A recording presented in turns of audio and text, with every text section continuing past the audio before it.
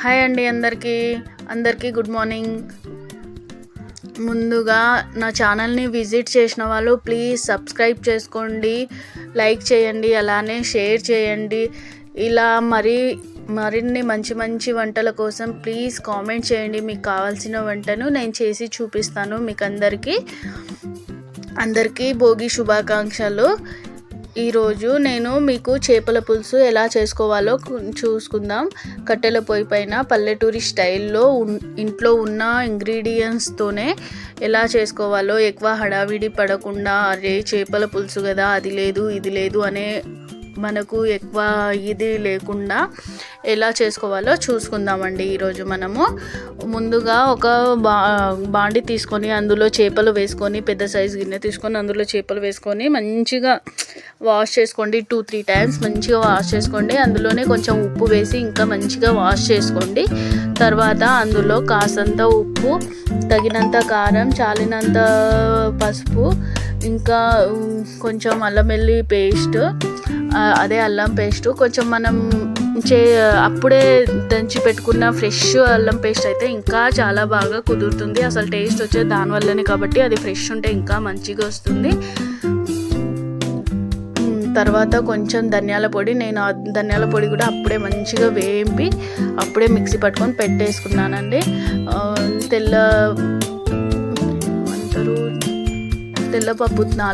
పప్పుత్నాల powder కూడా అప్పుడే చేసి పెట్టుకున్నాను, కాబట్టి నా కర్రీ చాలా అంటే చాలా టేస్టీగా వచ్చిందండి. అది కట్టెల పొయ్యి మీద ఇంకా టేస్టీగా వచ్చింది.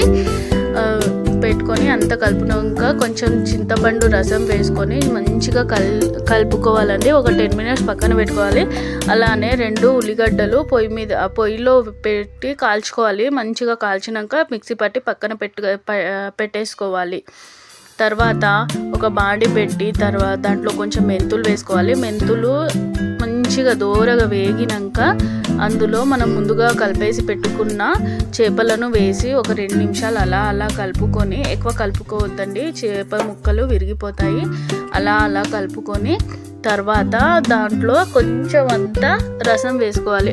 అదే పేస్ట్ చేసుకున్నాం కదా, ఉల్లిగడ్డ పేస్టు అందులో వేసుకోవాలి. మంచిగా వేసి కొంచెం ఇట్లా 2 నిమిషాలు మంచిగా అది పచ్చివాసన పోయే వరకు కలుపుకొని దాంట్లో కొంచెం నీళ్ళు పోసుకోవాలి. నీళ్ళు పోసి అది ఒక 2 నిమిషాలు మంచిగా కలుపునాక, అది మీరు ఎక్స్ట్రా నీళ్ళు ఏం పోసుకోవాల్సిన అవసరం లేదు. అది మసాలా పట్టినాక దాంట్లో కొంచెం ఉంటుంది కదా గిన్నెలో, అదే పోసుకోండి. కొంచెం వాటర్ పోసి అదే కొద్దిగా వేసుకోండి. జస్ట్ కొద్దిగా వేసుకున్నాక తర్వాత ఒక 2 minutes అలానే మంచిగా ఇచ్చేసి చింతపండు రసం అండి, మనకు తగినంత చింతపండు రసం తీసుకోండి. చింతపండు రసము ఎంత మన కారాన్ని బట్టి వేసుకుంటే ఇంకా చాలా బాగా కుదురుతుందండి. దాంట్లో వేసుకొని ఒక 5 నిమిషాలు అలా ఉడికాక దాంట్లో కొంచెం అంటే కొంచెమే వాము వేసుకోవాలి.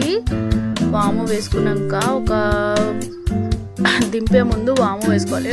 మీతో కొత్తిమీర ఉంటే వేసుకోండి, నా దగ్గర లేదు కాబట్టి నేను స్కిప్ చేసేసాను.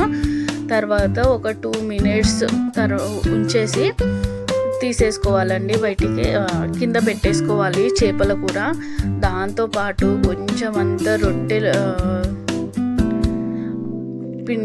జొన్న పిండి రొట్టెలు ఉంటే చాలా టేస్ట్గా ఉంటుందండి. ఎంత బాగా కుదిరిందంటే చేపల ఫ్రై, మీకు ఒకసారి ట్రై చేసి చూడండి. మీకు సేమ్ టేస్ట్ వస్తుందని నేను అనుకుంటున్నాను. ఎందుకంటే నేను చెప్పిన విధంగా చేయండి. 2 ఉల్లిగడ్డలు, మనం సిటీలో ఉన్నప్పుడు ఉల్లిగడ్డలు కాల్చుకోవడానికి పొయ్యి ఉండదు కాబట్టి మనం అలానే చేసేస్తాము.